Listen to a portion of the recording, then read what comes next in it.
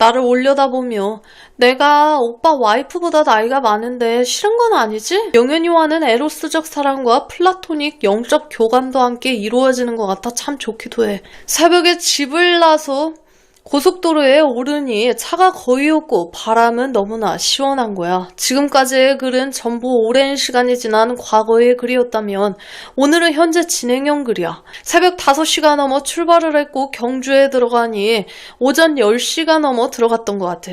경주를 오랜만에 와봐서 그런 건지 모르겠지만 생각나는 것은 보문단지와 왕릉이 많이 떠올랐어. 그리고 7년 만인가 영현이와 통화를 나눴지.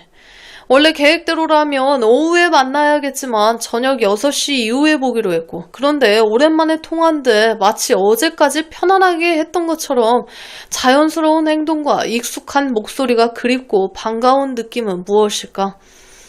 그리움을 자극하는 표식과도 같은 느낌을 주는 것 같아. 예전에 내가 경주를 와본 기억은 고등학교 때하고 대학 때 잠깐 와본 기억이 있는데 보문단지가 유명했던 곳으로 아는데 낮에 가보니 황량한 모습에 놀랬지. 요즘은 황리단길이 핫하다고 해서 가봤는데 사람들이 많아서 깜짝 놀랬고, 낮에 경주에 내려와 우리 현이의 라디오 대장님의 라이브를 보는 것도 색다른 느낌이었는데 다들 덥다고 하니 이제는 여름의 열기에 적응을 해봐야 될 것 같아.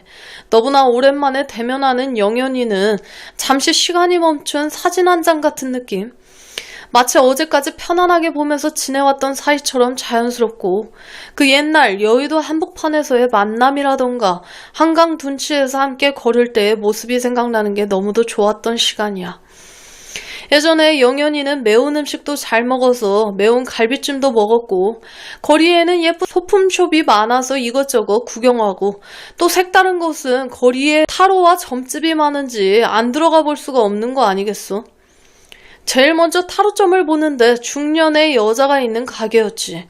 실내에 영화 해리포터에서나 볼 법한 인테리어와 장식이 되어 있어 아기자기했는데, 그곳의 사장님이 타로를 보며 우리 딸 혜인이에 대해선 나를 보며 딸은 신경 쓸 게 없네. 완전히 지 아빠 머리 꼭대기에서 지 아빠를 완전히 가지고 노는 형국인데?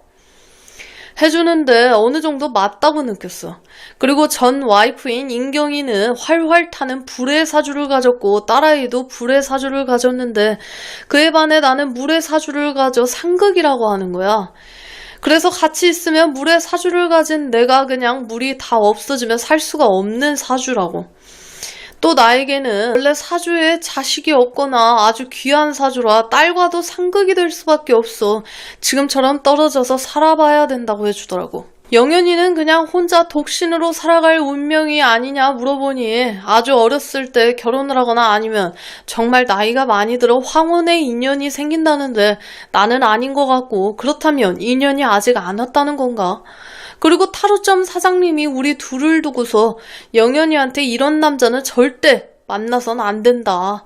흐르는 물과 같은 사주라 어디 한 군데 정착을 할 수 없고 그저 여기저기 흐르며 내가 들어가는 곳이 집이요 눕는 장소가 방이라 평생 입고 먹고 자는 걱정은 없는 사주면서 돈에 대한 욕심도 없는 팔자라 여자가 봤을 땐 속 터지는 한량기질의 남자라고 해주는데 그냥 웃어넘기기엔 정확하게 잘 표현해주는 것 같아 놀라기도 했어. 타로집에서 5만 원을 주고서 이것저것 봐줬는데 처음에 너무 비싼 거 아닌가 싶은 생각도 들었지만 재밌는 이야기를 들어서인지 아깝지가 않았어. 그 다음에는 사주풀이를 해주는 역술가 가게도 있어서 이왕 보는 거 거기서도 봤지. 그곳의 사장님은 나이가 엄청 많아 보이는 할아버지라고 하는 게 맞겠다.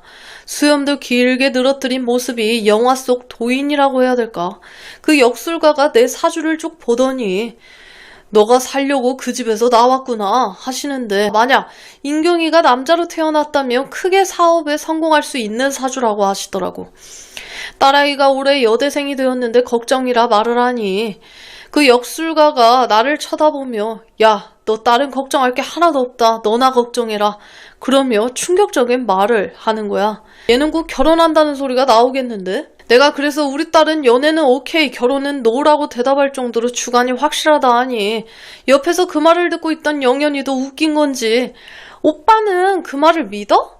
역술가 할아버지가 그러면서 딸아이는 물건이네. 남자는 잘 골라 만나겠다 얘기를 해주며 결혼을 해도 학업은 끝까지 할 운명이라 너 딸은 걱정하지 마라.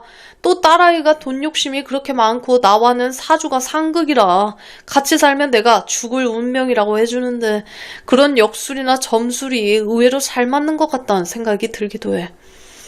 그리고 영현이는 늦게라도 결혼을 한 운명이라는 게 그게 언제일지 사실 나도 너무 궁금하기도 해. 그러면서 같이 온 사람과는 인연이 아니니 생각도 하지 마. 이 남자는 걱정이 생기면 곧 사라지고 돈은 있는 듯 없고 없다가도 생겨서 돈은 끊이지가 않고 어디 한 사람한테 정착해서 살 운명이 아니니 이런 사람을 마음에 두면 아마도 속 터져 죽을 거라고 하는데 한편으로는 그런가 싶은 생각이 들기도 해. 인경이와는 정말 질긴 운명이라 절대로 같이 살아서는 안 될 운명이지만 평생을 함께 인연의 끈은 이어질 운명이라고. 가장 마지막까지 내 곁을 지켜줄 여자이니 서운한 게 있더라도 잘해주라고 하는 거야. 관상도 좀 보신다고 해서 딸아이의 사진을 보여드렸더니 역시나 눈매와 코로 이어지는 인중까지 돈이 새어나갈 구멍이 없어서 아마 지금도 많이 가지고 있을 거라 해줬는데 맞는 것 같기도 해. 그렇게 황리단길에서 밥을 먹고 구경해 점도 보고 나니 시간이 9시가 넘어가길래 경주를 나와 울산 쪽까지 드라이브를 했어. 경주에 돌아오니 자정은 안 넘어서인지 그때까지도 황리단길 카페나 술집들은 대부분 문이 열어져 있는 상태였고 괜찮은 일본식 선술집이 있다고 해서 들어가니 최신 트렌드로 분위기도 좋고 왜 기존의 경주 오래된 관광지들이 몰라가는지 알 것 같더라고. 이날도 함께 술을 마시니 얼굴이 금세 빨개지는 거야. 그 옛날 노량진이나 여의도에서의 술집의 감성은 아니지만 경주의 밤하늘과 선술집이 잘 어울려서인지 술맛은 좋았지. 그러면서 딸아이와 얼마 전 헤이리에서 이런저런 대화를 나눴던 내용도 얘기했어. 연애와 관련됐지. 영현이는 지금까지 살아오면서 오빠가 만났던 여자들을 생각해. 오빠 딸은 남들과 다를 거라는 착각은 하지 마. 라고 했는데 맞는 말인 것 같아. 오빠 딸 보니까 남자들이 상당히 좋아할 만한 것들을 다 갖추고 있는 것 같던데 믿고 알아서 하게끔 놔둬. 그러면서 역술가가 얘기해준 딸아이가 곧 결혼한다는 소리가 나올 것 같다는 말이 사실이 아니기를 바란다는 게 나만의 바람은 아닌 건지 생각을 해봤어.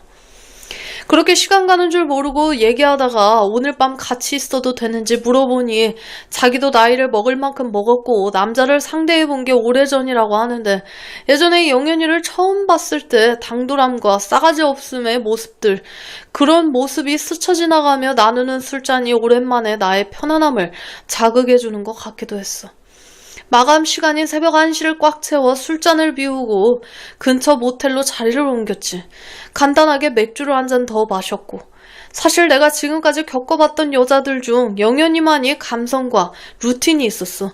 강렬한 자극과 스킨십을 좋아했고 반응은 느리지만 시간은 오래가는 스타일이라 웬만큼 잘하는 남자가 아니면 만족시키기엔 많이 부족하다고 할까.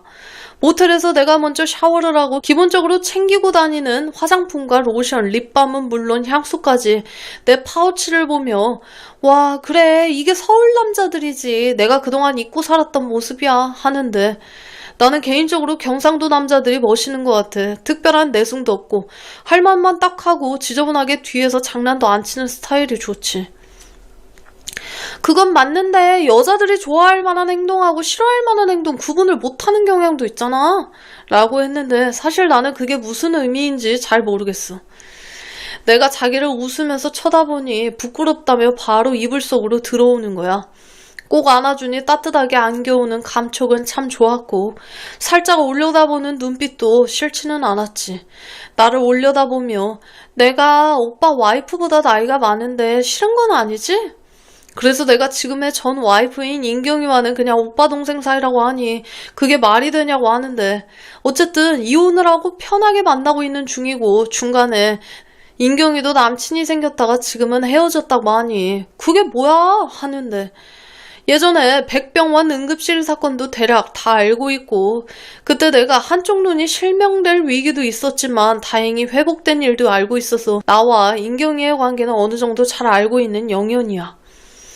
우리가 흔히 남녀 간의 사랑을 얘기하면 에로스적 사랑과 플라토닉 사랑이 있겠으나 영현이와는 에로스적 사랑과 플라토닉 영적 교감도 함께 이루어지는 것 같아 참 좋기도 해.